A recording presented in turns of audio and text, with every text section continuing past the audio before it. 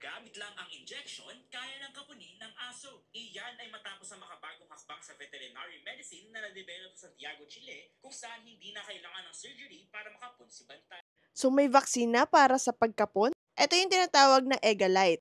Developed ni Professor Leonardo Sáenz, a veterinarian and professor University of Chile. Yung mode of action nitong vaccine na to, it actually blocks yung hormone or gonadotropin that is responsible for reproduction. Technically, putting them in castration. Maganda dito, reversible ito.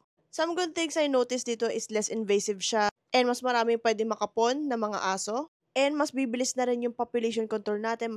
Although, ang gusto ko lang rin malaman is ano yung possible side effects. And ano kaya rin yung magiging presyo nito pagdating sa Pilipinas. Pero this is good news to fur parents lalo na sa mga medyo takot talaga mag-undergo ng surgery ang mga pets nila. Sa ngayon, wala pa to sa Philippines. So, abang-abang tayo for updates. And don't forget to consult your veterinarian.